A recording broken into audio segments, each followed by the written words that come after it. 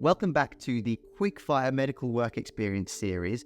If you haven't seen it already, we've got the entire playlist that you can check out here. But today we're going to be telling you everything that you need to know about volunteering. We're going to follow the same format as always. So why you should do it, how much you should do, how often to do it, how to arrange it, what resources you can use to help you, and finally the biggest action item that you need to undertake whilst you're on that type of work experience. So today, talking about volunteering, the most important reason why we want to volunteer is for a few things. Firstly, it's to show that we're self-sacrificing, we care about our community, that we give back to our community. But finally, probably the most important thing is to show that we have capacity to care for others. Usually when people are applying at the age of 16, 17, 18, they've not really been allowed to go into a role maybe in a care home or something like that, where they are responsible for caring for somebody else. So this is usually the closest that you can get to it, and a really good opportunity that you can demonstrate your skills of empathy, like I say, just generally being able to care for people and all the other good things that draw a lot of parallels with medicine that you can use that volunteering role to demonstrate. So now we'll talk about what you should do for volunteering, but really this is where you should get creative and pick a cause that is close to home, close to your heart, and that you will naturally be inclined to and willing to kind of put some time into, and you'll be a bit more driven to do it in that sense. So when it comes to volunteering as to how it relates to your medical school application, I would consider doing the minimum effective dose. So essentially just enough to have a lot to talk about at interview. If someone asks you some questions, you can tell some stories and you can give lots of detail,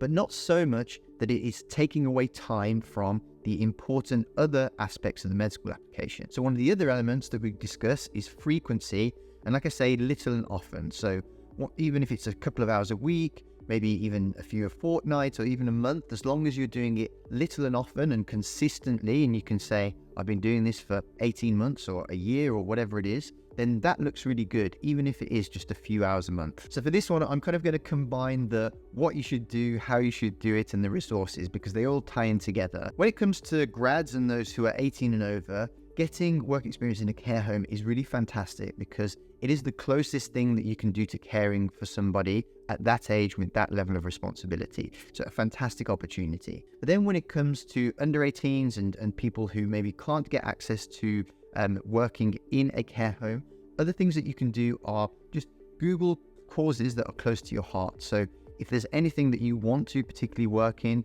it might be a local soup kitchen, it might be a local charity. But then if you're really not sure and you're just searching for things that you think you might be or want to help out with, things like the Royal Voluntary Society or just Googling charities in my local area is a great place to start. Now, as you may remember me mentioning in the first video of this series on shadowing, the most important thing is to keep a log. Now here with the volunteering, stories and insights are so important. How has caring for others impacted you? Why is it important to give back? If you're in a soup kitchen and you see people who are homeless, why is it important to be empathetic towards them? Think of some stories as well that you can reel this in, because you've got to think forward to not just what you're doing, but also the skills that you're learning from it, but think ahead of how you're going to talk about this in your personal statement, how you're going to answer questions about it at interview. Because no doubt when I interview people, I always want to hear a story, I want to hear what they got out of it, and I want to hear why that's going to make them a good doctor. So always think ahead. Like I say, you forget a lot, so record everything and record your insights, record your thoughts, record the details of the story, because that is what is the magic and makes the good stuff of somebody who delivers a really strong interview or writes a really convincing paragraph in their personal statement. Now, if you want some help with arranging your work experience, I totally understand, because it is difficult for a lot of people.